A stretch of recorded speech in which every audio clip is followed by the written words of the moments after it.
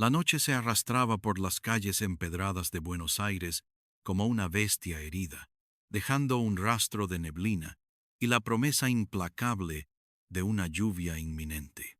Desde la ventana de mi oficina, en el quinto piso de un edificio descolorido sobre la avenida Corrientes, el letrero de neón de una pizzería parpadeaba con la insolencia de un ojo moribundo, bañando los charcos de la vereda en un rojo ardor. El humo de mi cigarrillo se enrollaba en espirales perezosas hacia el techo, un compañero silencioso en este ballet monótono de la soledad. El reloj marcaba las 11:30, un presagio de la hora bruja, donde los secretos de la ciudad se susurran con más descaro. Mi nombre es Martín Cárdenas, detective privado.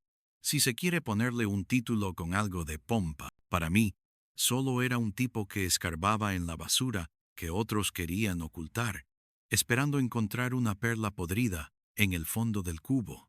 Mi oficina era un santuario de polvo y expedientes viejos, un reflejo de mi propia existencia. La vida, como una melodía de tango desafinada, se había encargado de quitarle el brillo a casi todo. La llamada llegó a las 8 de la mañana. La voz al otro lado de la línea era un lamento ahogado, un hilo fino de desesperación que se colaba entre la est. Mi hijo, señor Cárdenas, desaparecido. Nadie me ayuda. Era la voz de una mujer, doña Elena, una de esas almas gastadas por la vida que uno ve en los colectivos a primera hora, con la mirada perdida y las manos encallecidas. El hijo, un tal Ricardo Pereira, de 28 años, empleado de bajo rango en Industrias Argos, una de las corporaciones más grandes y antiguas de la ciudad, había desaparecido. Hacía 4 días sin dejar rastro. Industrias Argos. El nombre resonó en mi cabeza como un eco antiguo. Un mastodonte de cemento y acero que extendía sus tentáculos por todo el tejido económico de la capital, desde la producción de insumos básicos hasta la inversión inmobiliaria. Su fundador, Elías Vargas, era un mito viviente, un titán cuya fortuna se había amasado en los albores del siglo XX, y cuyo legado, ahora en manos de su nieto Alejandro Vargas, se mantenía intocable, inmaculado, o al menos eso decían las crónicas. La experiencia me había enseñado que detrás de cada fachada de mármol y bronce siempre había una grieta, un lugar donde la oscuridad se aferraba con más fuerza. Acepté el caso. 20,000 pesos por adelantado. Una miseria para lo que se avecinaba. Pero el lamento de la mujer había tocado una fibra oxidada en mi interior. Además, el instinto me decía que Ricardo Pereira no era solo un tipo que se había esfumado por un capricho juvenil. Los que trabajaban para Argos no desaparecían así como así. Argos era una institución, una fuerza de la naturaleza. Y las fuerzas de la naturaleza, por lo general, se tragaban a sus eslabones débiles sin dejar un solo hueso. Mi primera parada fue la casa de Ricardo, en el barrio de La Boca, una zona de casas de chapa coloridas y tango callejero, que ahora lucía desierta bajo la llovizna pertinaz. El apartamento era pequeño, pulcro, casi monacal.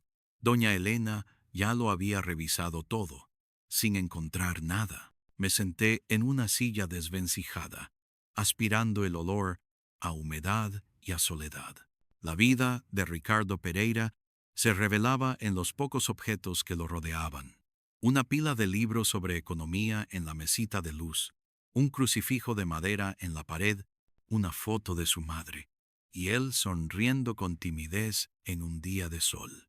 Era la vida de un tipo común, de un engranaje más en la maquinaria de la gran ciudad, uno de esos que se levantan antes del amanecer para ganarse el pan con el sudor de la frente. No había rastro de una doble vida, de deudas, de romances complicados, solo el vacío.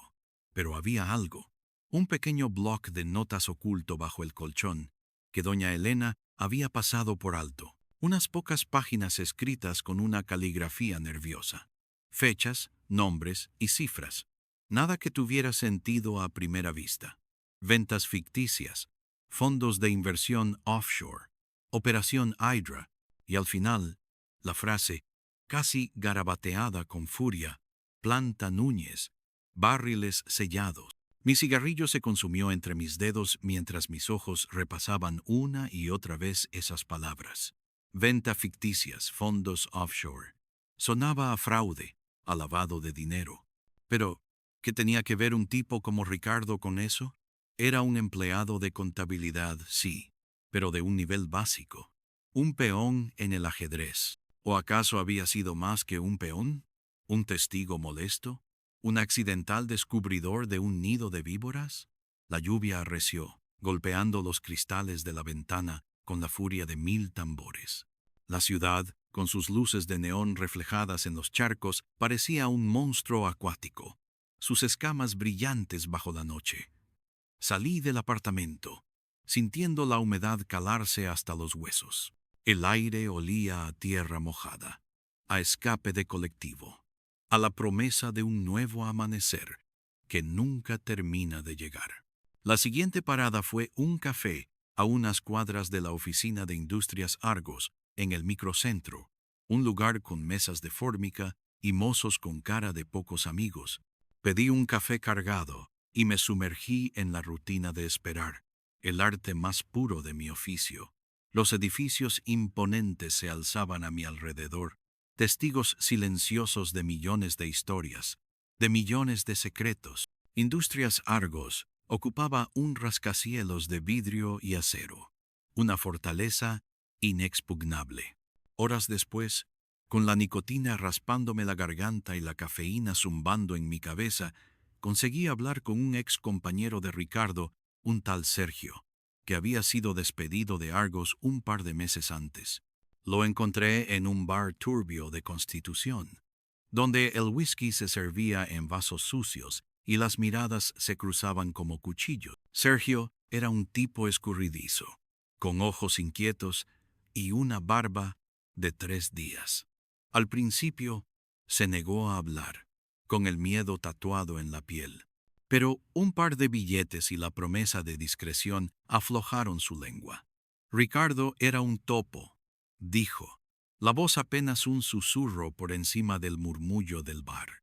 Siempre hurgando, haciendo preguntas. Quería ascender, ¿sabes? Ser más que un número. Y se metió donde no debía. Preguntaba por unas irregularidades, unos movimientos raros en las cuentas de la planta de Núñez. La planta de Núñez. La frase del bloc de notas volvió a mi mente. Planta Núñez. Barriles sellados. ¿Qué tipo de irregularidades? Pregunté, la voz ronca por el humo y el cansancio. Sergio dudó, sus ojos buscando algo en la oscuridad del bar. No lo sé con certeza, Martín. Solo sé que eran cosas grandes. Cuentas dobles, evasión, desvíos de fondos. Ricardo sospechaba que era algo más grande que simple dinero sucio. Hablaba de algo tóxico, algo que afectaba la salud de la gente. Pero no le creímos. Sus palabras eran como gotas de ácido, corroyendo la superficie de lo que creía saber. Industrias Argos no era solo un imperio económico, era una bestia con garras afiladas, capaz de devorar a cualquiera que se interpusiera en su camino. El subtema, el secreto oculto de la élite industrial, empezaba a tomar forma, a materializarse en la penumbra de mi mente. La lluvia seguía cayendo sin tregua cuando salí del bar. Me subí a mi viejo Ford Falcon, un dinosaurio oxidado que era casi tan viejo y cansado como yo. El motor tosió antes de arrancar, como si protestara por la faena que se le venía encima. Mi siguiente destino era la dársena norte del puerto de Buenos Aires, un lugar donde la noche esconde sus verdaderos colores, y el tráfico de mercancías ilegales es tan común como el aire que se respira. El camino hasta el puerto fue un viaje a través de un Buenos Aires distinto, uno que se desperezaba con la actividad nocturna de los camiones y los estibadores. Las luces de los faros cortaban la neblina que se había posado sobre la costanera, dándole al paisaje un aire espectral. El aire olía a salitre, a gasoil, a un misterio que se tejía entre los contenedores. La dársena norte, con sus grúas gigantes alzándose como esqueletos metálicos, era un lugar donde la ley era una sugerencia, y los tratos se cerraban con un apretón de manos y una mirada de acero. Estacioné mi auto a la distancia, oculto entre un par de galpones viejos, y me puse mi gabardina, el uniforme no oficial de los que nos movemos en las sombras. El frío era cortante, un puñal invisible que se clavaba en los huesos. Me adentré en la maraña de contenedores, esquivando pozos y charcos, cada paso un eco en el silencio preñado de secretos. Mi destino era un viejo depósito abandonado cerca del Muelle 7, un lugar que Sergio había mencionado como un posible punto de encuentro para negocios fuera de la vista de Argos. La entrada estaba forzada, el portón de metal oxidado, colgando de un solo gozne. El interior era un laberinto de sombras, donde la luz de mi linterna bailaba sobre telarañas y cajas vacías. El aire era pesado, con un olor acre y metálico, como a sangre vieja y productos químicos. Y ahí, en el centro del galpón, entre pilas de pallets rotos y lonas sucias, encontré lo que buscaba. No era un cuerpo, no todavía. Era un barril, uno solo, pero con las mismas marcas que Sergio había descrito.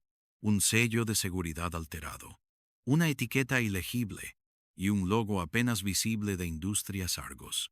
El mismo tipo de barril que, según Sergio, Ricardo había estado investigando. Pero este barril no estaba vacío. Un líquido espeso y verdoso se filtraba lentamente por una pequeña fisura en su base, dejando un charco brillante y fétido en el suelo. El corazón me dio un vuelco.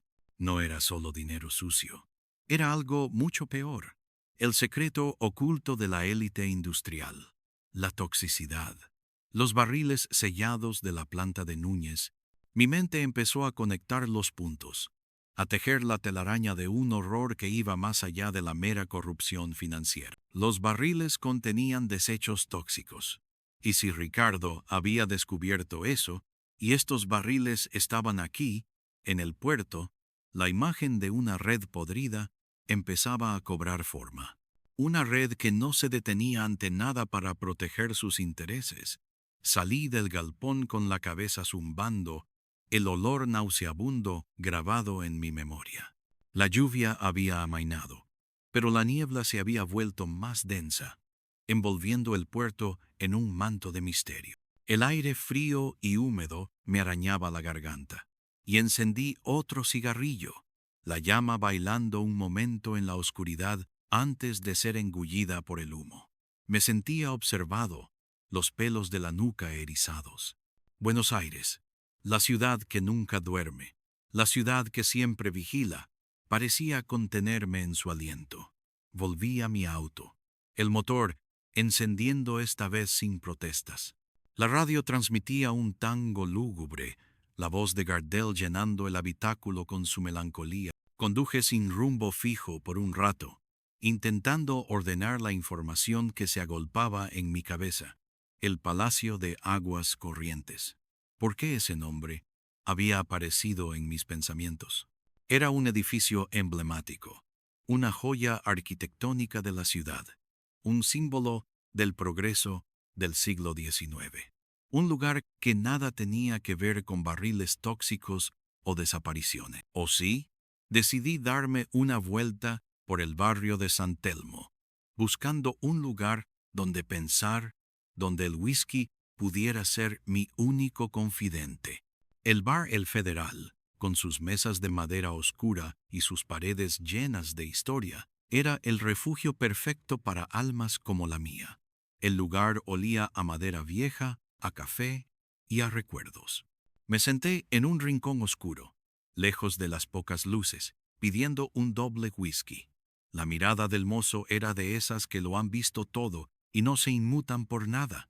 Otro habitante nocturno de la ciudad, un fantasma que servía tragos. El alcohol empezó a hacer su trabajo, aflojando la tensión en mis hombros, pero no en mi mente. La imagen del barril, el líquido verde, el bloc de notas de Ricardo. Era claro que el chico había descubierto algo sobre la gestión de residuos tóxicos de Industrias Argos, y que esos residuos no estaban siendo tratados de forma legal.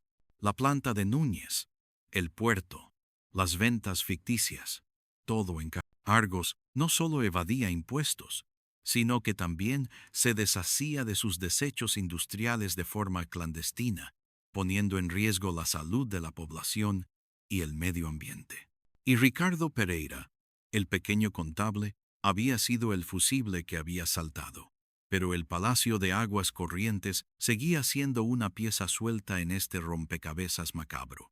Un monumento al agua potable, ahora un posible escenario de un crimen. La ironía era palpable, amarga. ¿Qué conexión podría haber entre ese palacio de azulejos y esta red de corrupción industrial? De repente, un recuerdo lejano, un chismorreo escuchado en alguna noche etílica, volvió a mi mente. El palacio, además de ser un museo y oficinas de AISA, la empresa de agua, albergaba viejos archivos de la ciudad, archivos de construcciones, de permisos, de la historia subterránea de Buenos Aires. Podría ser que Ricardo, en su afán por ascender o por exponer la verdad, hubiera buscado alguna prueba allí. La mañana siguiente me encontró frente al Palacio de Aguas Corrientes, en la calle Riobamba. El sol se abría paso entre las nubes, bañando la fachada ornamentada con una luz pálida. El edificio era una oda a la opulencia del siglo XIX, con sus tejas de cerámica policromada y sus esculturas que representaban la prosperancia. Parecía un sueño, una fantasía arquitectónica, tan lejos de la miseria de los barriles tóxicos como la luna de la tierra. Pero la ciudad, como una amante caprichosa, revelaba sus verdaderos secretos en los lugares más inesperados. Pasé la mañana en la biblioteca del palacio, un lugar silencioso y polvoriento, lleno de tomos antiguos y el aroma a papel añejo. Busqué permisos de construcción, registros de propiedades, cualquier cosa relacionada con Industrias Argos y su planta de Núñez. Las horas se hicieron eternas, el silencio solo roto por el crujido de las páginas y el tic-tac de un reloj de pie. Mi garganta se secaba y mis ojos ardían, pero la obsesión por encontrar la pieza faltante me impulsaba. Y entonces lo encontré. No era un documento sobre desechos tóxicos, ni un permiso ilegal. Era un viejo mapa catastral de la zona de Núñez, datado de 1950, que mostraba la ubicación original de la planta de Industrias Argos. Y en una pequeña nota al margen, escrita con una letra pulcra y antigua, se hacía referencia a una canalización subterránea de desagües industriales conectada a la red pluvial principal con aprobación municipal condicional, para uso exclusivo en emergencias. Una canalización que, según el mapa, pasaba justo por debajo de un área densamente poblada, cerca de un viejo arroyo entubado. El sudor frío me recorrió la espalda. Una canalización subterránea de desagües industriales, conectada a la red pluvial. Uso exclusivo en emergencias. Pero, ¿y si no era para emergencias? ¿Y si era una ruta clandestina para deshacerse de los desechos tóxicos de forma sistemática? El secreto de la élite industrial. No era solo la evasión y los barriles en el puerto, era la contaminación silenciosa, invisible, que se filtraba a través de las venas subterráneas de la ciudad, envenenando el agua, la tierra, a la gente. Ricardo Pereira no solo había encontrado un fraude, había descubierto una bomba de tiempo y había pagado el precio. Salí del Palacio de Aguas Corrientes, sintiendo el peso de la información como una losa sobre mis hombros. La calle Riobamba bullía de gente, ignorante del monstruo que dormía bajo sus pies. Mi cigarrillo se encendió casi por reflejo. Su humo, una oración silenciosa por las almas inocentes que podrían estar bebiendo el veneno. La red se extendía. Desde las oficinas relucientes de Argos hasta los muelles oscuros del puerto, pasando por las arterias subterráneas de la ciudad. Una red de mentiras y veneno tejida por aquellos que se creían por encima de la ley, con la complicidad de funcionarios corruptos y la indiferencia de una sociedad demasiado ocupada para mirar debajo de la alfombra. El tiempo era oro, y mi siguiente paso era confirmar la existencia y el uso de esa canalización. Necesitaba pruebas tangibles y para eso necesitaba a alguien con conocimientos de ingeniería, alguien que pudiera interpretar esos planos antiguos. Mi mente volvió a Sergio, el ex empleado de Argos. Él no tenía la formación, pero tal vez conocía a alguien. Lo encontré de nuevo en el mismo bar de Constitución, su mirada más paranoica que antes. Le mostré el mapa y le expliqué mi teoría. Sus ojos se abrieron como platos. Dios mío, susurró. Ricardo tenía razón. No le creímos. Pensamos que era la locura de un ambicioso. Pero hablaba de la Operación Hydra. Martín. Él decía que era el nombre clave para esto, para el vertido. Sergio, con el miedo tatuado en el rostro, me puso en contacto con un ingeniero jubilado que había trabajado para la municipalidad en los años 70, un viejo lobo de mar llamado Don Pascual, que vivía en una casa pequeña de Villa Crespo, rodeado de planos y maquetas. Don Pascual, con sus lentes gruesos y su voz rasposa, confirmó mis peores temores. Esa canalización, dijo, señalando el mapa con un dedo tembloroso, nunca debió usarse. Era una cláusula de escape para situaciones extremas. Pero no tengo dudas de que si Argos quería deshacerse de algo discretamente, ese sería el camino. La red pluvial de Buenos Aires es un laberinto, y los inspectores, los inspectores tienen sus precios. Los ojos de don Pascual se humedecieron. Mi hija, mi nieta, dijo, la voz quebrada, viven cerca del arroyo. Si esto es cierto, la culpa y el miedo se reflejaban en su rostro. Necesitas pruebas, Martín. Algo que demuestre que la están usando ahora. Muestras de agua, algo de eso. El peso de lo que había descubierto se volvía cada vez más insoportable. No era solo un caso de desaparición. Era un crimen contra la ciudad, contra su gente. Y yo, un simple detective privado con olor a cigarrillo, me había metido de lleno en una guerra que no había él. La línea entre el bien y el mal, que siempre había sido difusa para mí, ahora se difuminaba aún más, disolviéndose en el gris opaco de la moralidad corporativa. La noche volvía a caer sobre Buenos Aires, una vez más, con su manto de lluvia y neblina. El bar El Federal me recibió con su calidez familiar, el whisky quemándome la garganta con la familiaridad de un viejo amigo. Necesitaba un plan. Necesitaba infiltrarme en la planta de Núñez, conseguir esas muestras, pero sabía que no sería fácil. Argos era una fortaleza, y después de la desaparición de Ricardo, la seguridad estaría al límite. La barra del bar estaba casi vacía. Solo un par de almas solitarias ahogaban sus penas en el alcohol. El mozo, con su mirada impávida, me sirvió otro trago. De repente, una figura se sentó a mi lado, un hombre con un traje caro, el cuello de su camisa impecablemente blanco y una mirada de hielo en sus ojos. Su cabello era plateado, peinado hacia atrás con pulcritud. No necesitaba presentaciones. Sabía quién era. Alejandro Vargas, el CEO de Industrias Argos, el nieto del titán. Martín Cárdenas dijo. Su voz era suave, casi un susurro, pero con una autoridad innegable. Parece que te has estado inmiscuyendo en asuntos que no te incumben. Mi mano se tensó alrededor del vaso de whisky. El peligro era palpable, como una corriente eléctrica en el aire. Solo estoy haciendo mi trabajo, señor Vargas, buscando a un hombre desaparecido. Vargas sonrió, una sonrisa fría, sin humor. Ricardo Pereira, un empleado insignificante. Desafortunadamente, era un hombre problemático, con deudas de juego, creo. Quizás huyó. Es una pena para su madre, por supuesto. Su cinismo era una bofetada. No lo creo.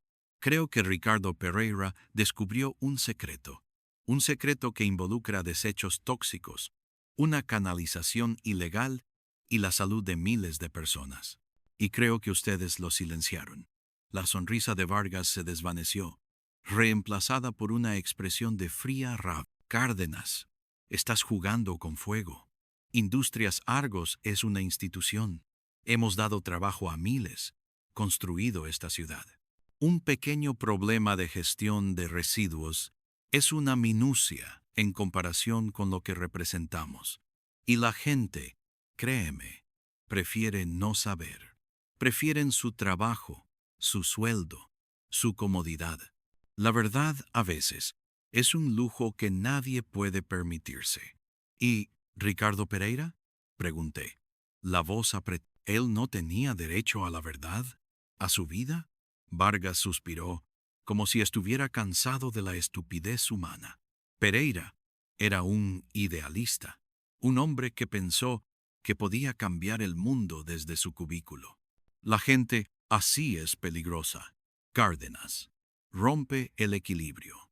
Y a veces, el equilibrio requiere sacrificios. Su amenaza era clara, cristalina. Era un hombre poderoso, acostumbrado a salirse con la suya. Pero yo había visto demasiado para retro. Había visto la cara de doña Elena, el barril en el puerto, el mapa en el Palacio de Aguas Corrientes. Ya estaba demasiado metido. No voy a parar, Vargas, dije. La voz baja, pero firme. La verdad siempre sale a la luz, tarde o temprano. Vargas se levantó, su figura imponente en la penumbra del bar. Una última advertencia, detective. Las sombras tienen dientes, y la ciudad es un cementerio para los curiosos. Se dio la vuelta y se marchó. Su silueta elegante, desapareciendo entre la gente que comenzaba a llenar el bar.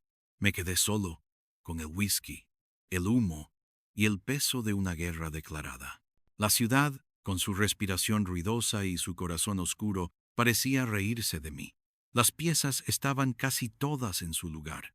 La desaparición de Ricardo Pereira, el empleado idealista, los documentos en el Palacio de Aguas Corrientes, revelando una conexión subterránea, los barriles en la dársena norte del y la confrontación con Alejandro Vargas, el titán de la industria. La Operación Hidra, como la había llamado Ricardo, era una red de vertido ilegal de residuos tóxicos, oculta bajo el manto de una prestigiosa corporación, una bomba de tiempo ecológica y de salud pública, que había estado gestándose durante años, quizás décadas. Ricardo había descubierto el engaño y había sido eliminado. Yo era el siguiente en la lista, si no andaba con cuidado. Tenía que actuar rápido. La confrontación con Vargas me había dado la urgencia que necesitaba. Mi plan era simple, arriesgado y probablemente suicida. Infiltrarme en la planta de Núñez, recoger muestras de agua del sistema de desagüe clandestino y exponer la verdad. Necesitaba ayuda, pero ¿a quién recurrir? La policía probablemente ya estaba comprada o intimidada. Los medios de comunicación, con sus propios intereses y miedo a los poderosos, no siempre eran. Me vino a la mente una vieja colega, una periodista investigadora con la que había trabajado en casos menores años atrás. Se llamaba Lucía, y su olfato para la injusticia era tan agudo como su pluma.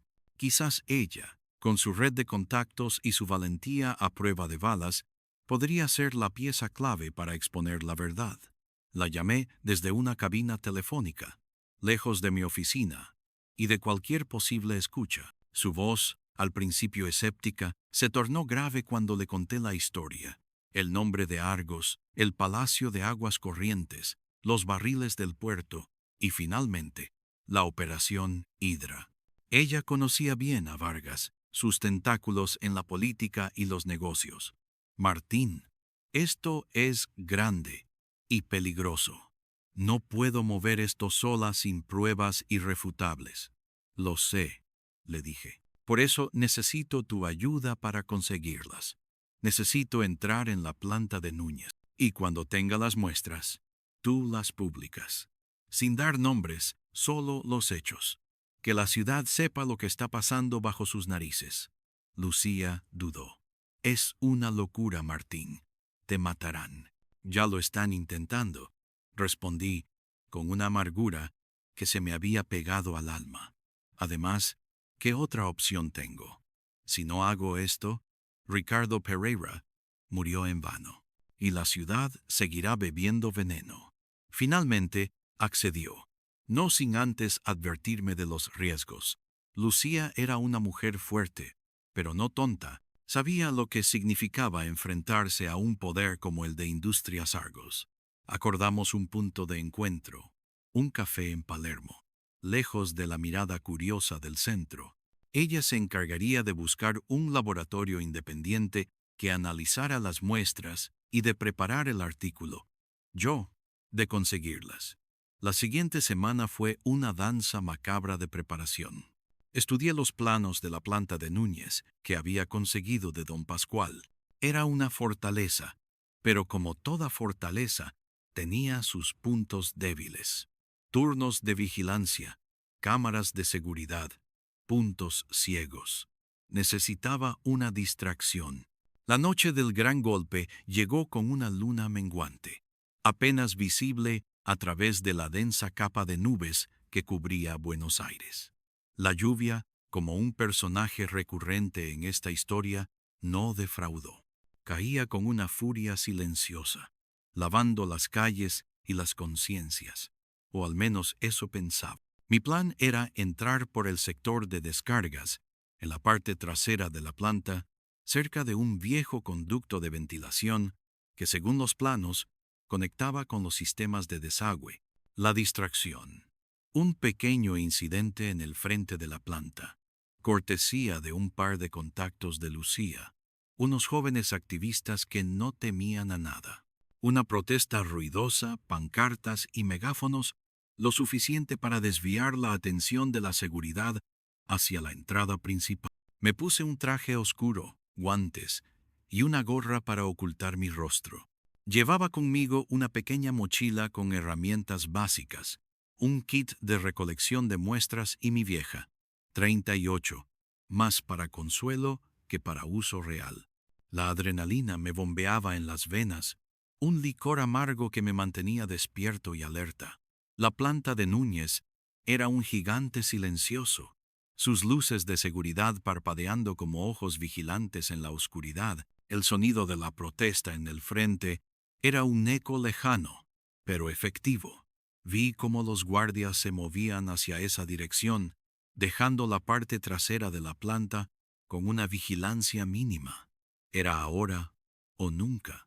Me moví como una sombra, pegado a las paredes, sorteando obstáculos y cámaras de seguridad con una agilidad que no creía poseer. El viejo conducto de ventilación era mi objetivo. Estaba cubierto por una rejilla oxidada que se dio con un crujido metálico bajo la presión de mi... El aire dentro del conducto era denso y fétido, cargado con el olor químico de la fábrica. Me arrastré por el conducto, la oscuridad envolviéndome, el sonido de mi propia respiración resonando en mis oídos. El polvo y la suciedad se me pegaban a la ropa, a la piel. Finalmente, el conducto se abrió a una sala subterránea, húmeda y fría, llena de tuberías y válvulas gigantes. Era la estación de bombeo principal de los desagües. Y ahí estaba, el conducto de la canalización subterránea, mucho más grande de lo que esperaba, con una boca abierta que invitaba al abismo. Con un nudo en el estómago, me acerqué al borde del conducto. El agua que corría por debajo era de un color verdoso turbio, con una capa aceitosa en la superficie. El olor era insoportable, una mezcla de productos químicos industriales y algo putrefacto. Era la prueba, la operación Hydra en plena marcha. Saqué mi kit de muestra. Recogí varias muestras de agua en diferentes puntos, sellándolas herméticamente. Cada frasco era una bala cargada, lista para ser disparada contra el imperio de Vargas. Mientras recogía la última muestra, un sonido metálico rompió el silencio de la sala. La puerta de la sala de bombeo se abrió con un chirrido. Una figura alta y corpulenta apareció en el umbral, su silueta recortada contra la luz tenue del pasillo. Era uno de los hombres de Vargas, un matón que había visto antes rondando por las oficinas de Argos. Su rostro era una máscara de furia. «Sabía que vendrías, Cárdenas», dijo, su voz grave resonando en la sala. «Vargas me dijo que los idealistas como tú siempre vuelven a la escena del crimen». Mi corazón dio un vuelco. Estaba atrapado. La 38 en mi mano se sentía pequeña y fría. No era un hombre de violencia, pero tampoco iba a entregarme sin luz. El matón sacó una navaja, su hoja brillando tenuemente. «Entrégame eso, y quizás te dejemos vivir para que cuentes la historia». A medias. No había opción. Si entregaba las muestras, todo habría sido en vano. Ricardo habría muerto por nada. Mi mente procesó la situación en milisegundos. El conducto detrás de mí, el agua tóxica, una idea desesperada, una locura. «Prefiero ahogarme en su basura», le dije. La voz rasposa, el sabor del metal en mi boca. El matón gruñó y se abalanzó sobre mí. Esquivé el primer golpe, el aire silbando a mi lado. Mi mano libre lanzó las muestras, envueltas en una bolsa impermeable, hacia el conducto oscuro. «Maldito sea», gritó el matón, su furia desatada al ver las pruebas desaparecer en el abismo de agua tóxica. Nos enzarzamos en una pelea brutal, los golpes resonando en la sala subterránea. El olor a productos químicos y a sudor se mezclaba en el aire. No era un luchador experto, pero la desesperación y la furia me daban una fuerza inusitada. Recibí golpes. Sentí el calor de mi propia sangre en la boca, pero también logré asestar algunos. Finalmente, con un último esfuerzo, empujé al matón con todas mis fuerzas hacia el borde del conducto. Él trastabilló, sus ojos abriéndose en puro terror al darse cuenta de lo que pasaba. Cayó, un chapoteo, y luego el silencio, solo el sonido del agua tóxica fluyendo. Me quedé de pie, jadeando, el cuerpo dolorido, los músculos ardiendo. Había ganado, por ahora. Pero ¿a qué costo? La imagen del hombre hundiéndose en el veneno se grabó en mi mente. La ciudad, con sus secretos y sus horrores, había cobrado otra vida, y yo era parte de eso. Salí de la planta de Núñez de la misma forma en que entré, como una sombra, con el cuerpo adolorido y el alma más pesada que nunca. La lluvia seguía cayendo, lavando la sangre y la suciedad de las calles, pero no de mi conciencia. La noche de Buenos Aires era un sudario, y yo, un espectro más en sus laberintos. Mi encuentro con Lucía fue en la penumbra de un bar de Palermo, lejos de la policía y de los hombres de Vargas. Le conté todo: los barriles, el mapa, la canalización, el matón, la caída y las muestras arrojadas al conducto. Su rostro, iluminado por la débil luz de una vela, reflejaba una mezcla de horror y admiración. «Martín, las muestras. ¿Estás seguro de que se fueron por el conducto correcto, hacia la red pluvial?» «Lo espero», le respondí. «Fue mi única opción. Ahora, depende de ti». La noticia de que los desechos tóxicos de Argos están en la red pluvial de la ciudad causará un escándalo. Y si las muestras se disuelven, la evidencia de que yo estuve allí se habrá esfumado también. Pero el temor, el pánico, la duda, eso no desaparecerá. Lucía asintió, su mirada decidida. «Lo haré y no pararé hasta que esto salga a la luz». «Pero será una guerra, Martín. Vargas no se quedará de brazos cruzados». «Lo sé», dije, apurando mi whisky. Pero esta ciudad necesita saber la verdad, incluso si es una verdad que envenena. Pasaron días. El silencio era insoportable, la espera una tortura. Finalmente, el periódico de Lucía publicó la historia. Un titular en primera plana. Denuncia anónima. Expone grave contaminación. Residuos tóxicos de Industrias Argos en la red pluvial de Buenos Aires. El artículo era explosivo, detallando las sospechas, la operación Hidra, el mapa del Palacio de Aguas Corrientes, los barriles del puerto. Sin nombres, solo hechos. Pero la ciudad no necesitaba nombres para entender la magnitud del escándalo. La reacción fue inmediata. Indignación pública, investigaciones gubernamentales, llamados a la justicia. Industrias Argos se vio envuelta en una tormenta perfecta. Alejandro Vargas, con su sonrisa de hielo, apareció en televisión negando todas las acusaciones, hablando de una campaña de desprestigio y noticias falsas. Pero la semilla de la duda ya estaba sembrada. El miedo a lo invisible, a lo que se bebía con el agua, a lo que se respiraba en el aire, se apoderó de la gente. Las autoridades, empujadas por la presión mediática y social, abrieron una investigación formal. Registraron las plantas de Argos, el puerto. Empezaron a encontrar irregularidades, pequeñas piezas del rompecabezas que la empresa había intentado ocultar durante años. La operación Hidra empezaba a desvelarse, sus tentáculos cortados uno a uno. Un mes después, Alejandro Vargas fue detenido, acusado de fraude, corrupción y, lo más importante, de crímenes ambientales. La élite industrial, esa que se creía intocable, había sido finalmente golpeada. Los medios de comunicación lo calificaron como una victoria de la justicia, un triunfo de la verdad. Pero yo, Martín Cárdenas, sabía que el costo era mucho más alto. Ricardo Pereira estaba muerto, su cuerpo nunca encontrado, tragado por el mismo sistema que quiso denunciar. El matón yacía en el fondo del conducto tóxico, una víctima más de una guerra silenciosa. Y yo era un hombre más viejo, más cansado, con el peso de la ciudad en mis hombros y la amargura de la victoria en mi boca.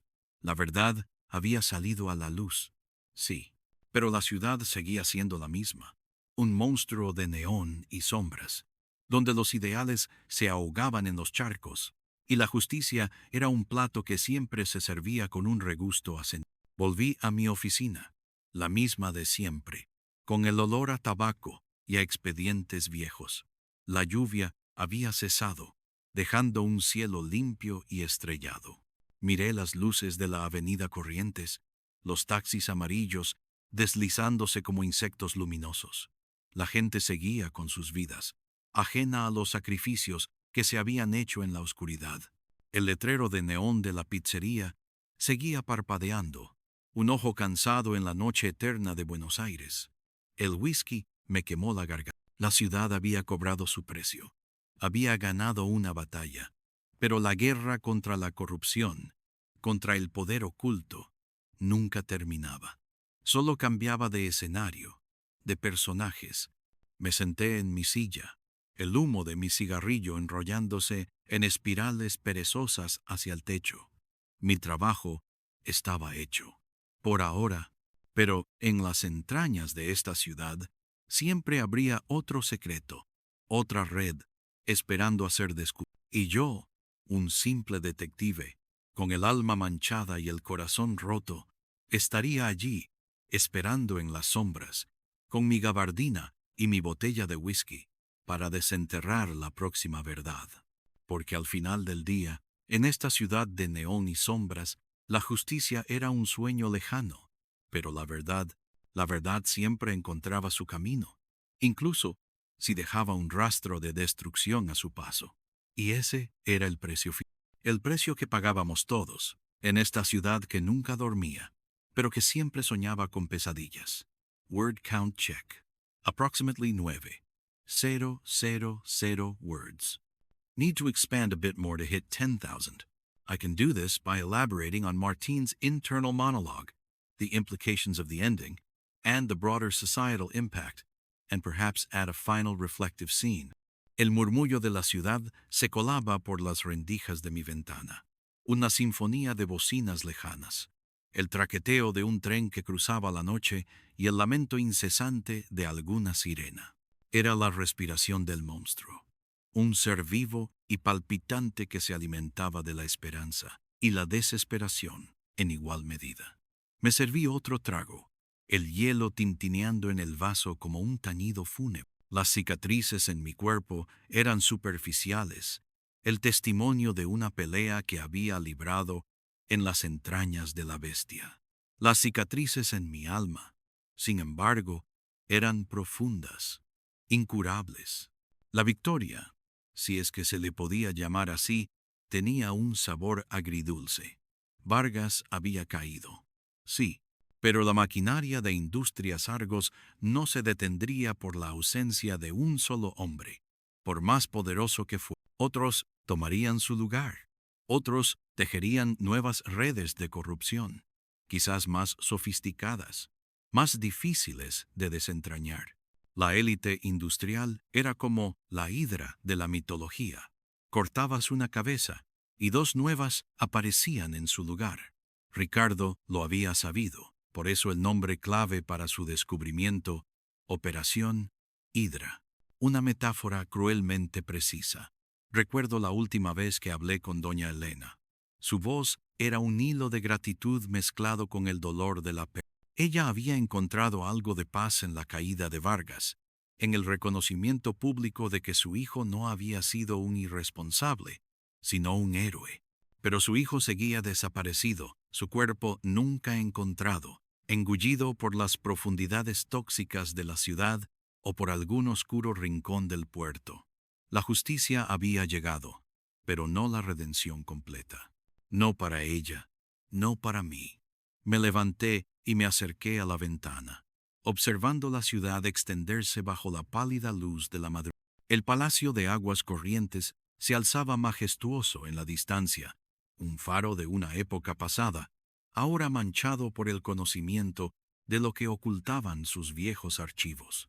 El bar El Federal, en San Telmo, probablemente estaría cerrando sus puertas, sus fantasmas nocturnos dispersándose hasta la próxima noche. Y la dársena norte del puerto, con sus grúas inmóviles, guardaba sus propios secretos, esperando el próximo amanecer para despertar a una nueva jornada de comercio y contrabando, de luz y de sombra. El costo de la verdad. Siempre había un costo. Para Ricardo fue su vida. Para el matón fue un final anónimo en el veneno que protegía.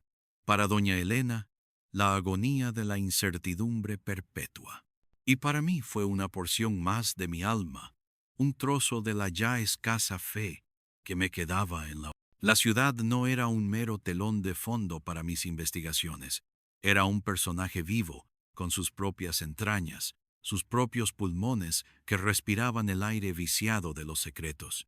Sus calles eran sus venas, sus edificios, sus huesos, y sus habitantes, las células que la mantenían viva, enferma, hermosa y cruel al mismo tiempo. Buenos Aires, con sus tangos melancólicos y sus promesas rotas, era una amante voluble, capaz de seducirte con sus luces de neón y luego apuñalarte por la espalda en un callejón oscuro.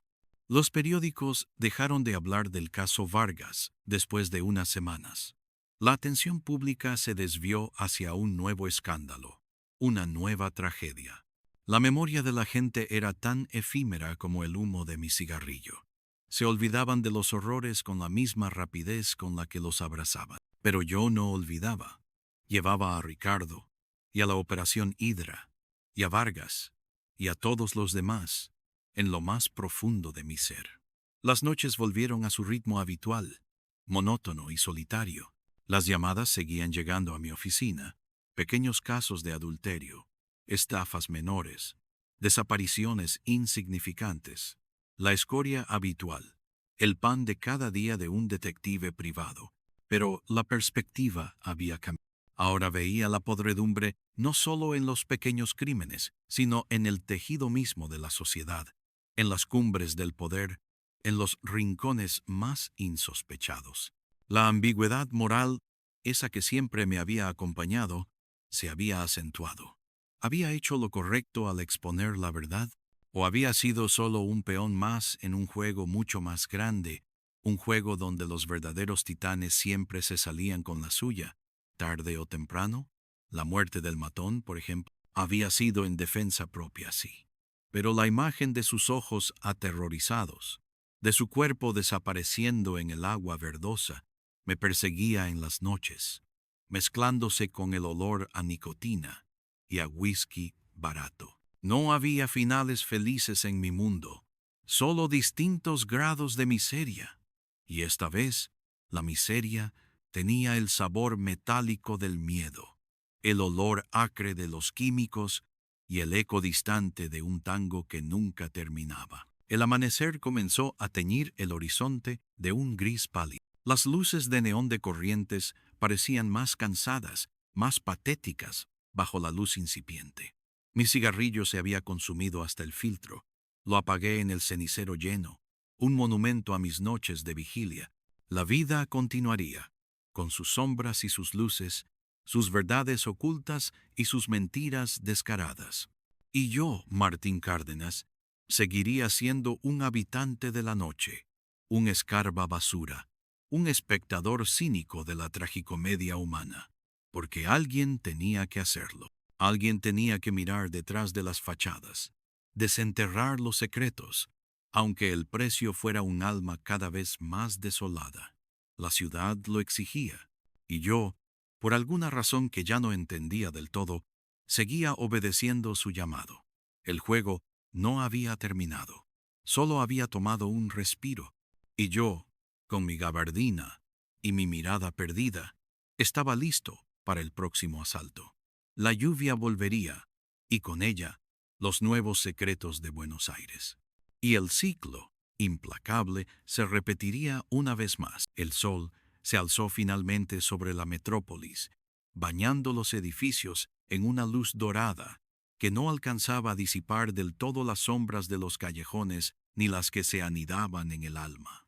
La ciudad se desperezaba, ajena a los dramas que la habían sacudido durante la noche, lista para escribir nuevas historias, nuevas traiciones, nuevos misterios. Y yo, con el sabor amargo de la victoria en la boca y el peso de mis muertos en la espalda, me disponía a beber un café amargo, a escuchar el murmullo de las noticias matutinas, a esperar la próxima llamada, el próximo susurro en la oscuridad que me arrastraría de nuevo al abismo.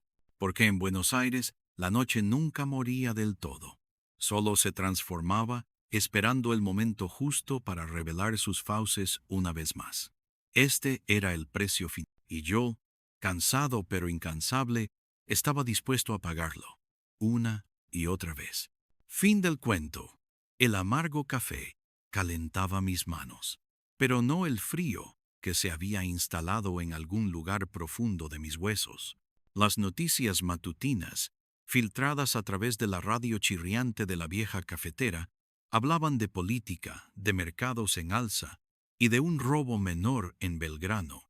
La insignificancia de los titulares contrastaba brutalmente con el peso de los secretos que la ciudad digería en silencio. Mis muertos, esos que mencioné cargando sobre mi espalda, no eran fantasmas que me susurraban al oído, sino marcas invisibles, cicatrices del alma que dictaban el ritmo de cada respiración, de cada sorbo amargo. Había pagado el precio de la operación Hydra, sí, pero la cuenta nunca se saldaba del todo. Siempre quedaba un saldo pendiente, una cláusula en el contrato que exigía más sangre, más vigilias, más pedazos de un espíritu ya fragmentado. El sol de la mañana, ahora más franco, se deslizaba por la ventana de mi oficina en un ángulo cruel, revelando las motas de polvo suspendidas en el aire, los arañazos en el viejo escritorio de madera y la capa de ceniza en el cenicero rebosante. Era la hora en que el mundo de los hombres honestos, o de aquellos que fingían serlo, se ponía en marcha. Pero mi mundo seguía siendo el de las sombras crepusculares, el de los huecos que dejaba la promesa de un nuevo día. No era para mí una oportunidad, sino el recordatorio de que las mismas verdades sucias que la noche había incubado ahora se maquillaban con la luz del alba para su desfile diurno. Pasaron los días, arrastrándose con la lentitud plomiza de un lunes eterno. Los casos insignificantes volvieron a llenar mi agenda, como moscas atraídas por la luz moribunda de una lámpara. Un marido infiel, con la cobardía grabada en el rostro, buscando pruebas para un divorcio que ya estaba sentenciado. Una anciana con la paranoia del oro perdido, convencida de que su nuera le había robado unas joyas que nunca existieron. La miseria cotidiana, el telón de fondo de mi existencia, me recordaba que la podredumbre no siempre acechaba en los grandes complots. A menudo se gestaba en los pequeños dramas domésticos, en las mezquindades del alma humana. Cada uno de esos pequeños casos era un espejo distorsionado de la gran tragedia que acababa de vivir, una confirmación de que la humanidad, en su esencia, era un pozo sin fondo de egoísmo y desesperación. Yo era el encargado de sumergir la mano en ese pozo, sabiendo que cada vez saldría con algo más que polvo en los dedos. Las noches en el bar El Federal volvieron a ser mi santuario. Me sentaba en mi rincón habitual, el vaso de whisky ámbar entre mis manos, la mirada fija en las luces que danzaban en el alcohol como pequeñas estrellas ahogándose en un mar oscuro. Los camareros, viejos conocidos de mis noches de insomnio, apenas me dirigían la palabra, respetando mi silencio, entendiendo que el de Martín Cárdenas era un silencio que hablaba volúmenes. La música, tangos viejos que lloraban amores perdidos y puñaladas en la oscuridad, se filtraba en el ambiente, una banda sonora perfecta para los pensamientos que se arremolinaban en mi cabeza. Pensaba en Ricardo, en su idealismo fatal, en cómo la verdad lo había devorado. Pensaba en doña Elena, su incertidumbre como una condena a cadena perpetua, y pensaba en el matón, ese pobre diablo arrastrado a un juego que no entendía del todo, cuyo cuerpo aún flotaba en algún rincón de mi memoria, mezclado con el hedor de los químicos. La muerte es democrática, pensé. No discrimina entre justos y pecadores, solo exige su tributo. Y yo, una vez más, había sido testigo de su imparcialidad. Una tarde, mientras la lluvia fina comenzaba a golpear los cristales sucios de mi oficina, la monótona rutina se rompió. No fue una llamada, ni una visita esperada. Fue un sobre sin remitente, deslizado por debajo de la puerta. Un sobre de papel grueso, color crema, con un sello lacrado que llevaba el emblema de un antiguo reloj de arena. La tinta del destinatario, mi nombre, Martín Cárdenas, estaba escrita a mano con una caligrafía elegante, casi artística, que evocaba otra época, otro estrato social. Un escalofrío me recorrió la espalda. Este no era el tipo de correo que recibía un detective de adulterios y pequeños fraudes. Abrí el sobre con la punta de mi cortapapeles, una daga de metal pulido que había heredado de mi padre. Dentro no había dinero, ni un cheque, ni siquiera una carta explicativa. Solo una fotografía, en blanco y negro, de un hombre joven, de unos 30 años, con el pelo oscuro peinado hacia atrás y unos ojos que miraban directamente a la cámara con una intensidad desafiante. Llevaba un traje impecable y una sonrisa que parecía congelada, como si la felicidad fuera una pose que había aprendido a la perfección. Al reverso de la foto, en la misma caligrafía sofisticada, solo 2 palabras: encuéntrelo, vivo, y debajo, una fecha, 2 semanas en el pasado, y un lugar, la Galería Güemes. La Galería Güemes, un edificio emblemático de Buenos Aires, un pasaje majestuoso que unía las calles Florida y San Martín, con sus cúpulas Art Nouveau y sus balcones de hierro forjado que susurraban historias de esplendor y decadencia. Un lugar que había visto conspiraciones y amores furtivos, negocios turbios y sueños rotos. El contraste entre la elegancia del sobre y la escueta petición era desconcertante. Encuéntrelo, vivo.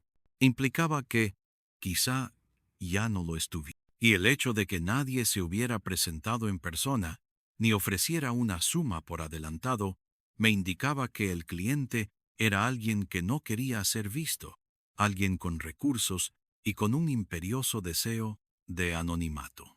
Las gotas de lluvia se habían convertido en un aguacero torrencial, y el viento silbaba a través de las rendijas de la ventana, una melodía lúgubre que encajaba con el misterio que acababa de aterrizar en mi escritorio. Encendí otro cigarrillo, aspirando profundamente el humo que llenaba mis pulmones de una amarga calma.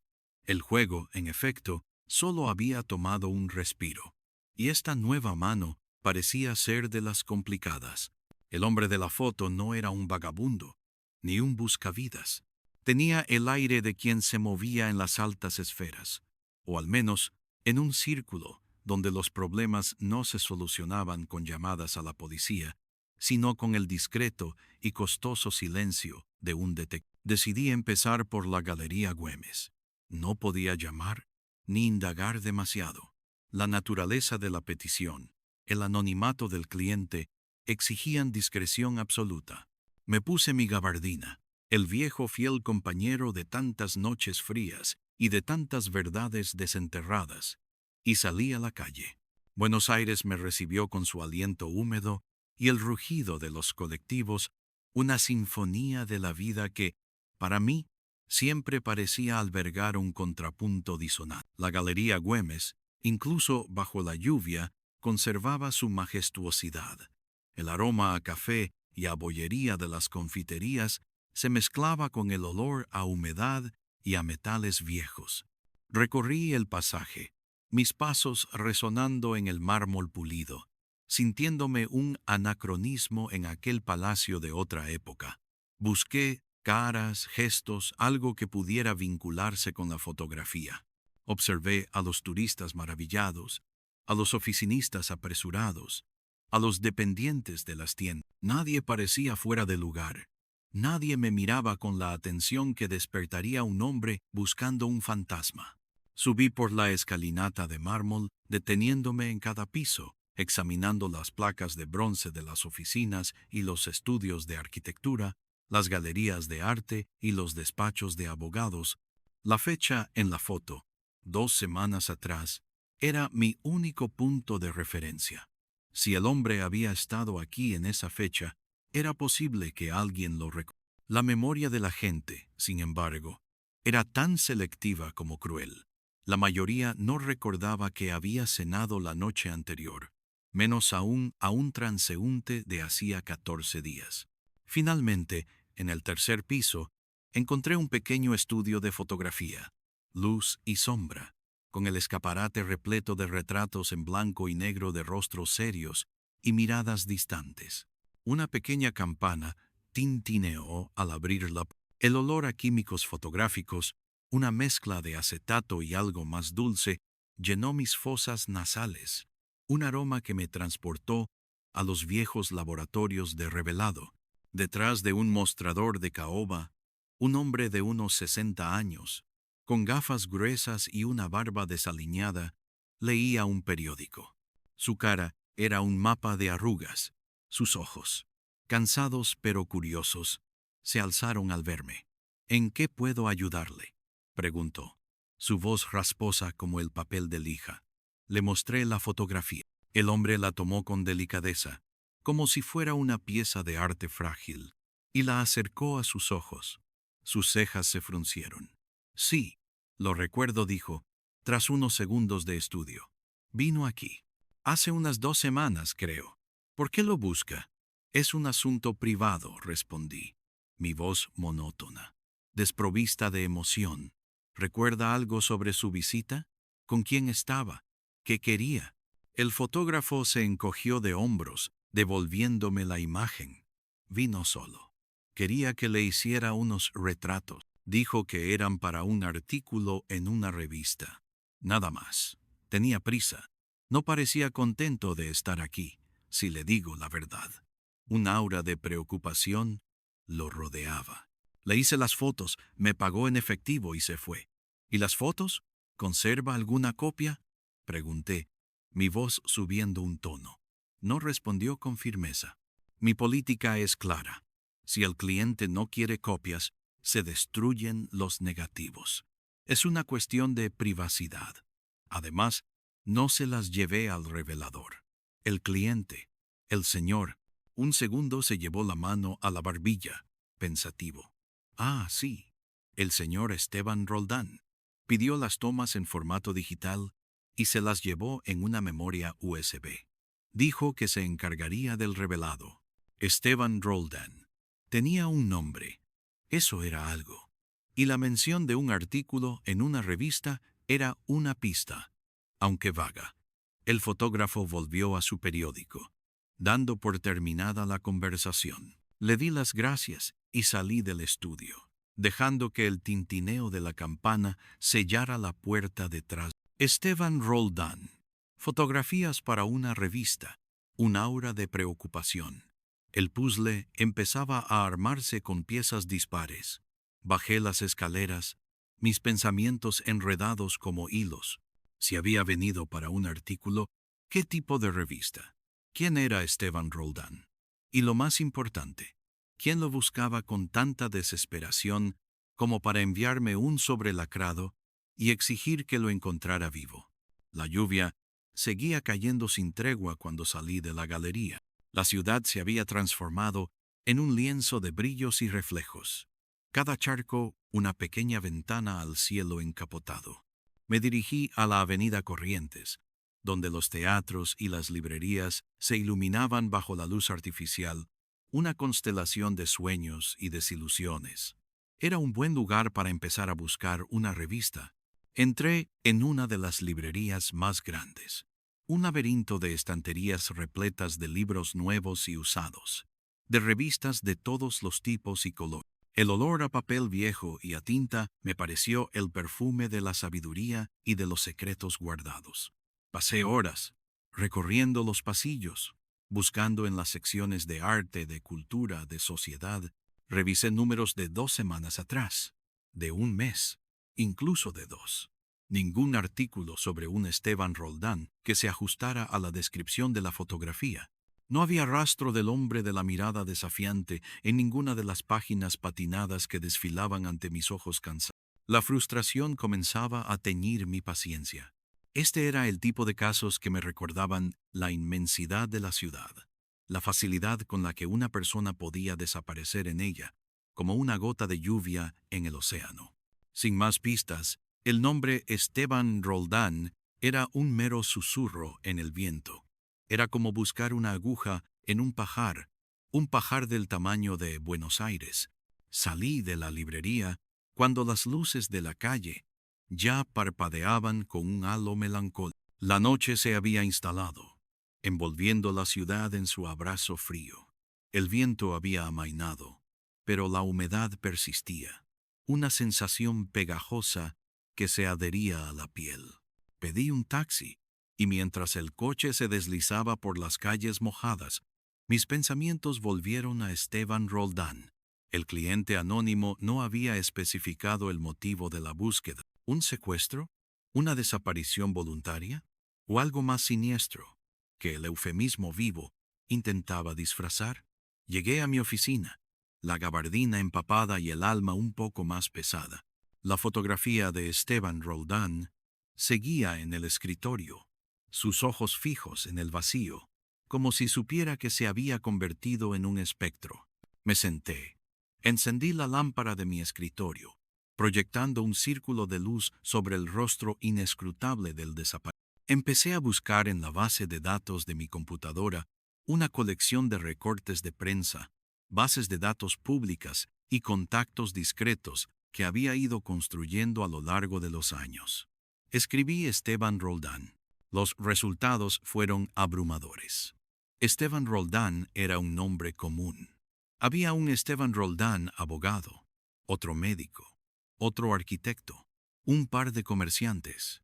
incluso un músico de tango. Ninguno de ellos parecía encajar con la foto o con el vago indicio de artículo en revista. Era como buscar una sombra en la niebla. La noche avanzaba, implacable. El whisky que me había servido no hacía más que agudizar mi mente, pero no me brindaba ninguna revelación. La ciudad dormía, o eso parecía, pero yo sabía que sus arterias seguían latiendo, bombeando sangre y secretos en la oscuridad. El misterio de Esteban Roldán empezaba a adquirir las características de una obsesión silenciosa, una mancha más en el lienzo sombrío de mi existencia. Decidí que el problema no era la falta de información, sino la excesiva información irrelevante. Necesitaba una conexión, un hilo conductor. Volví a examinar la fotografía, buscando detalles. El traje, por ejemplo, impecable, hecho a medida, con un corte que denotaba buen gusto y poder adquisitivo. Y la mirada no era la de un criminal, ni la de un inocente absoluto. Era la mirada de alguien que guardaba secretos, que había visto demasiado, o que estaba a punto de ver algo que prefería no haber visto. El reloj de la pared marcaba las 2 de la madrugada.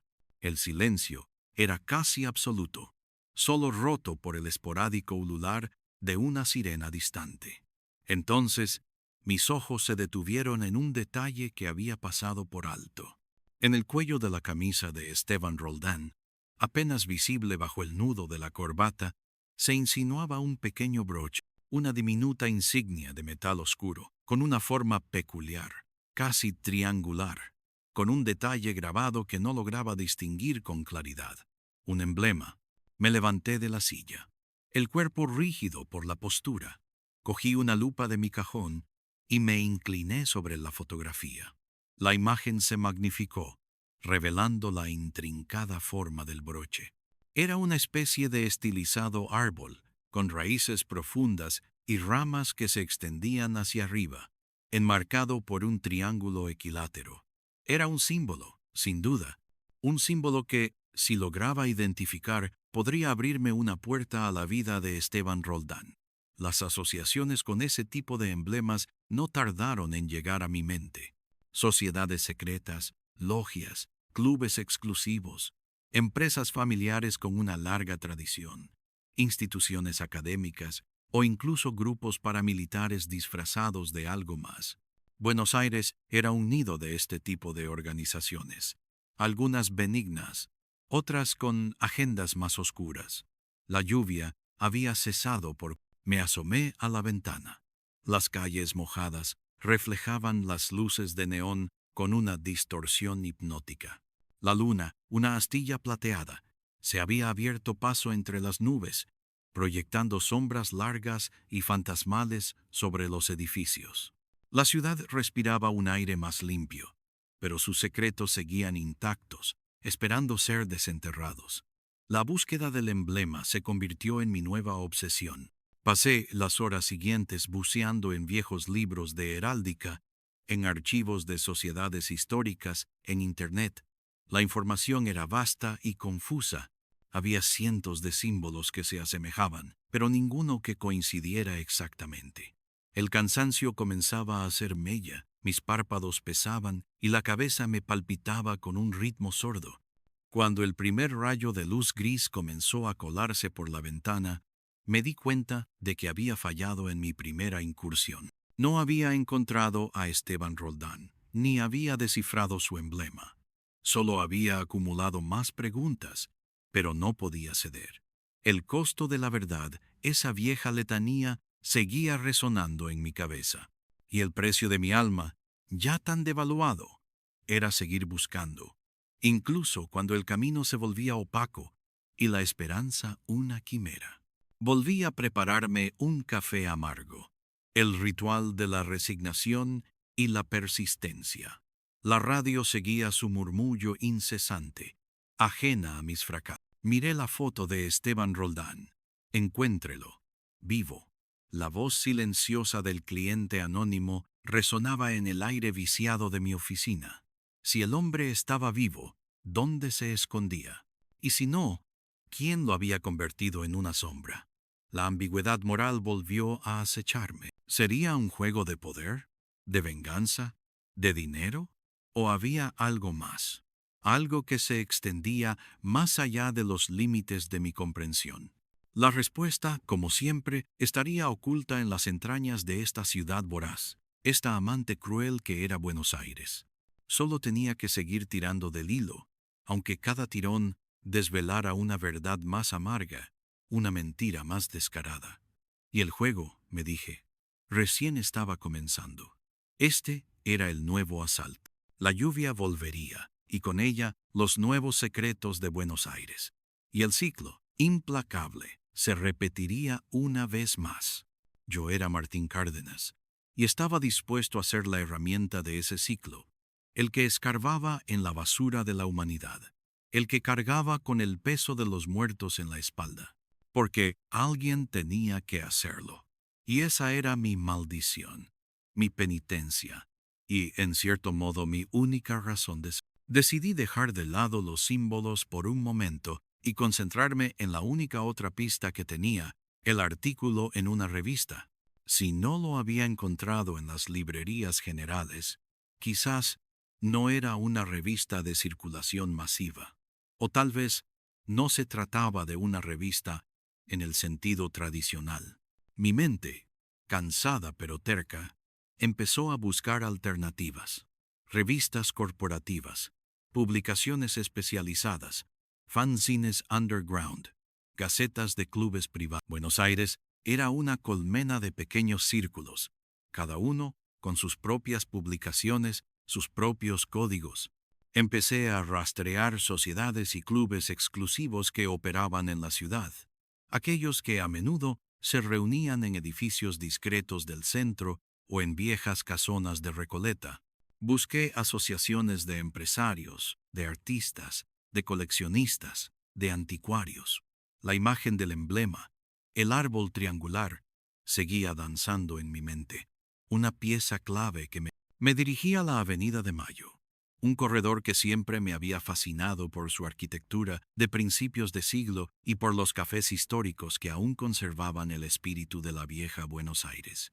El Café Tortoni, con sus espejos y sus estatuas, era un lugar donde la historia se respiraba en cada rincón.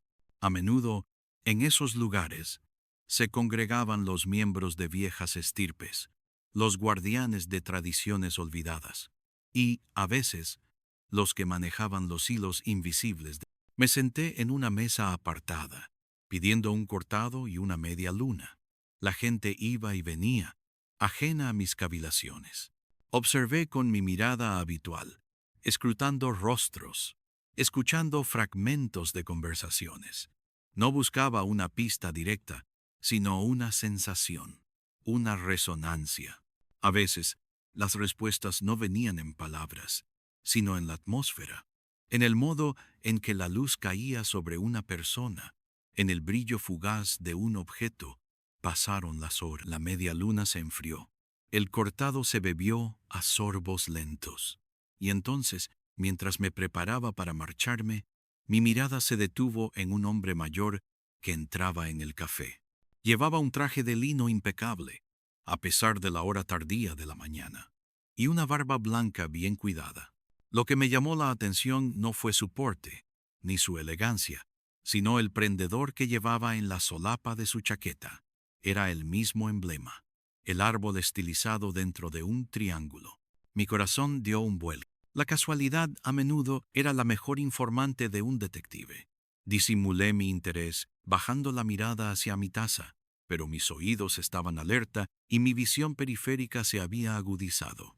El hombre se sentó en una mesa cercana, solo, y pidió un café. Sacó un pequeño folleto de su bolsillo, con el mismo emblema impreso en la portada. Con la mayor discreción posible, me levanté y me acerqué a la barra para pedir otro café. Desde allí pude echar un vistazo más de cerca. Era una publicación mensual, una especie de boletín interno, de una organización llamada La Hermandad del Árbol de la Vida. El nombre ya olía a misticismo y a exclusividad. Y el lugar de reunión Según la dirección impresa en la contraportada, era una vieja mansión en el barrio de San Telmo, no muy lejos de mi oficina.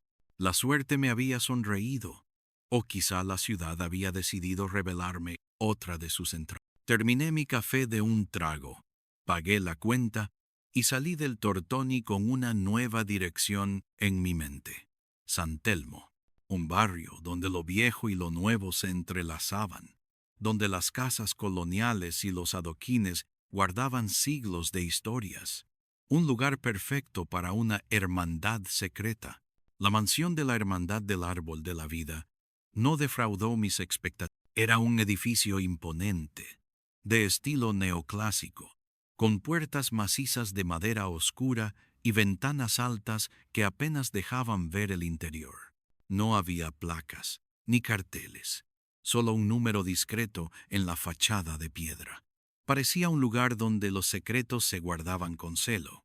No podía simplemente tocar a la puerta y preguntar por Esteban Roldán. Si esta hermandad era lo que sospechaba, mi acercamiento debía ser más sutil, más indirecto.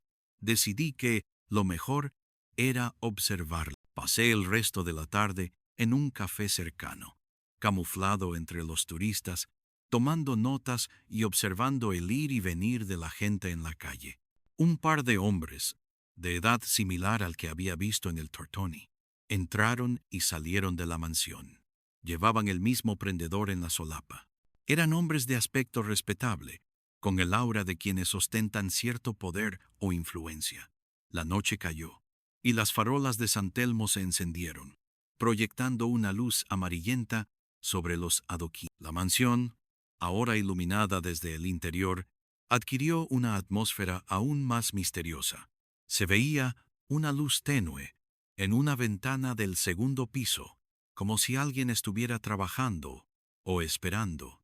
Mi mente, entrenada en la paciencia y el sigilo, empezó a trazar un plan. Necesitaba infiltrarme, obtener información sobre Esteban Roldán y sobre esta hermandad. La discreción del cliente me indicaba que no podía recurrir a métodos convencionales. No podía involucrar a la policía, ni siquiera sugerirlo. Este era mi juego, en mi terreno, con mis reglas no escritas.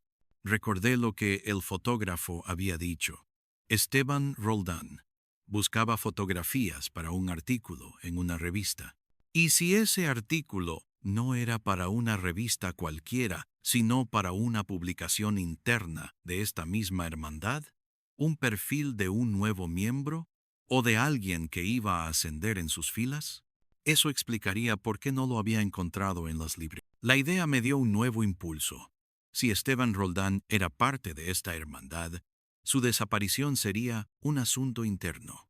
Y eso significaba que la hermandad, o al menos algunos de sus miembros, sabrían algo. Me dirigí de nuevo a la mansión, esta vez con una determinación renovada. El aire de la noche, fresco y húmedo, me revitalizaba. Me situé en una esquina oscura, observando la entrada principal. No había seguridad visible, solo la imponente, pero sabía que la verdadera seguridad no siempre era visible. Mientras esperaba, un coche de lujo se detuvo frente a la mansión. Un sedán oscuro con cristales tintados. De él bajó un hombre corpulento, con un traje oscuro y una mirada severa. No llevaba el prendedor del árbol.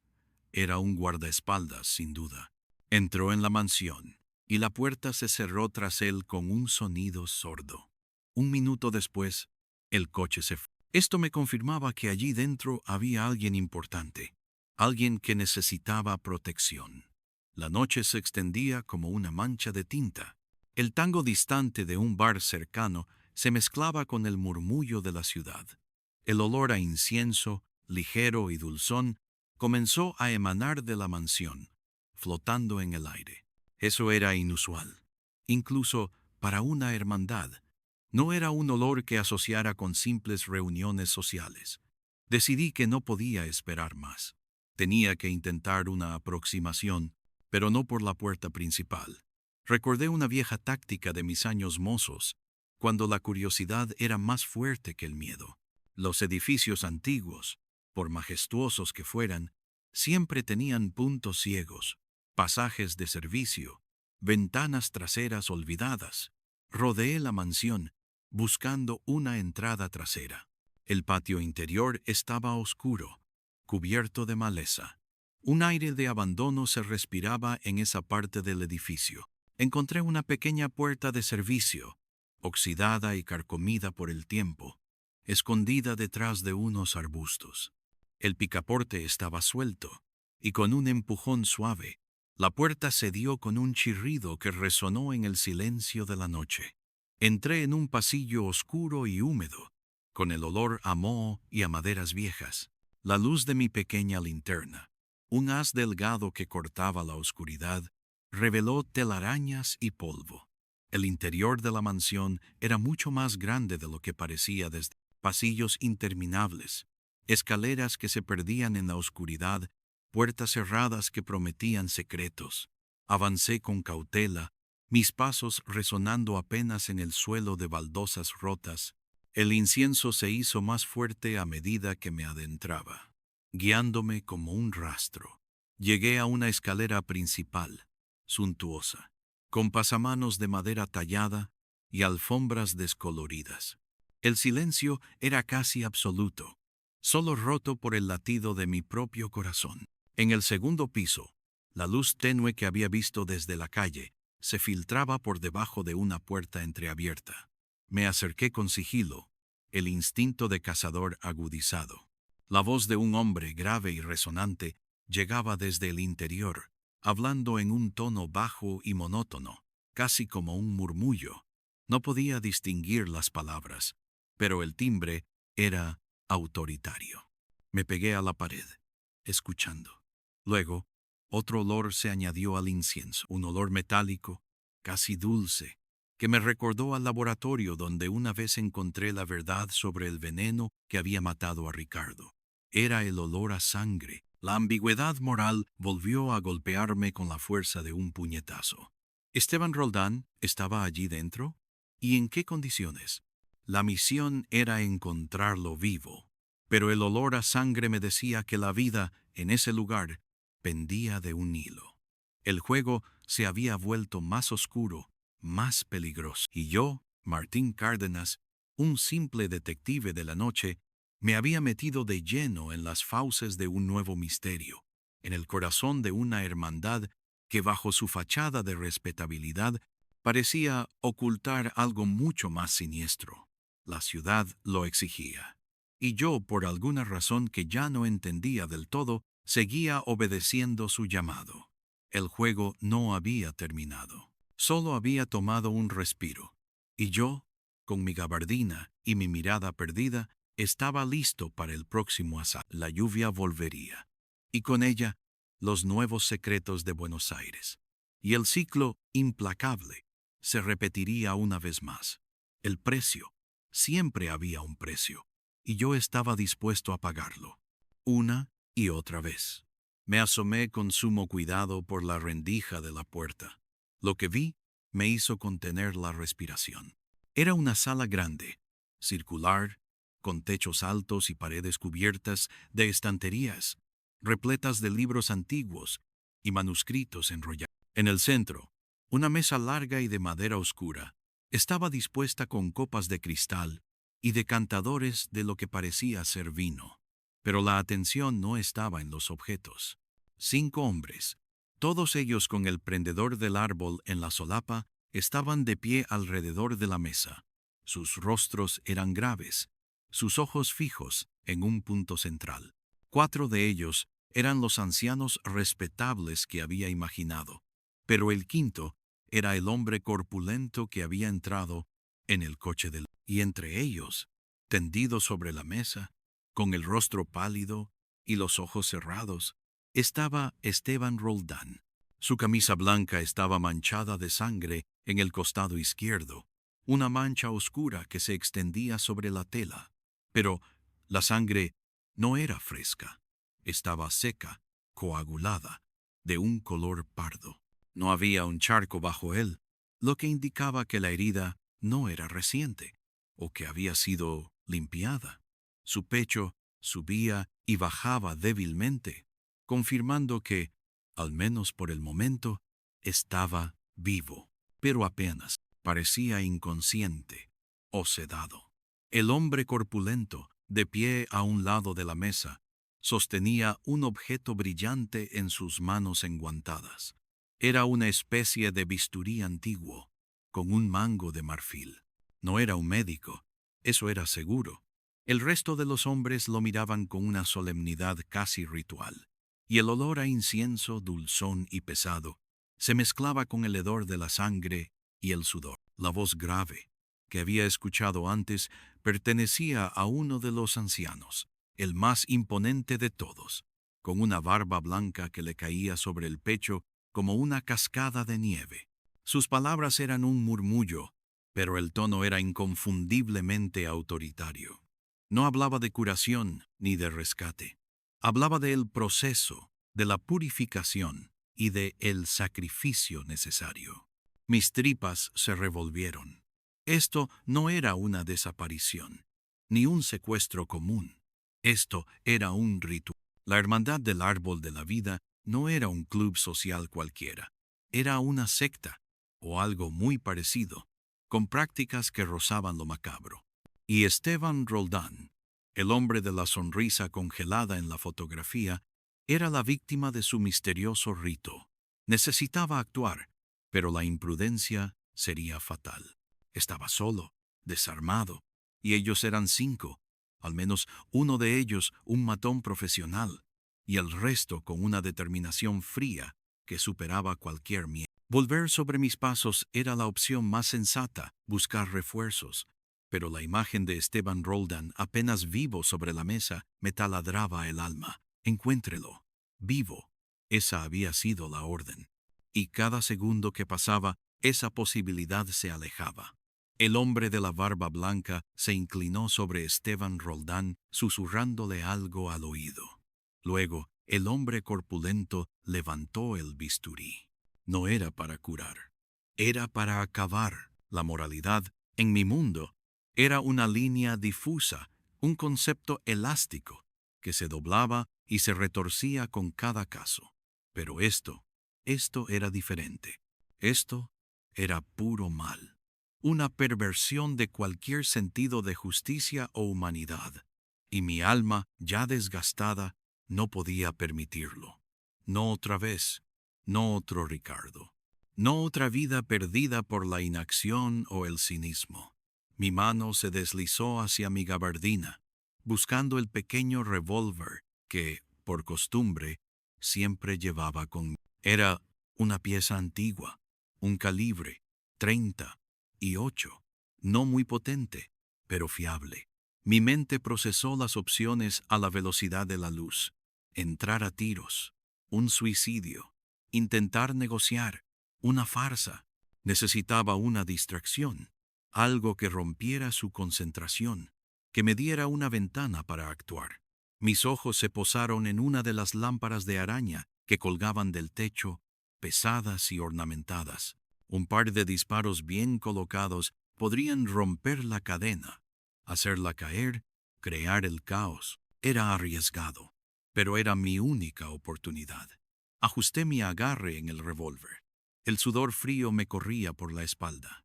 La imagen de Ricardo, de la Operación Hydra, de la podredumbre que se extendía hasta las cumbres del poder, todo se fusionó en ese momento. Este era el costo de la verdad. Y el costo, a veces, era un enfrentamiento a cara o cruz contra la oscuridad. Respiré hondo.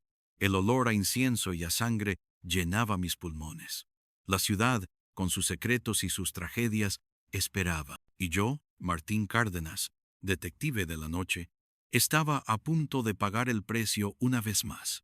El juego no había terminado. Apenas estaba comenzando el verdadero asalto. La lluvia volvería, y con ella los nuevos secretos de Buenos Aires. Y el ciclo, implacable, se repetiría una vez más.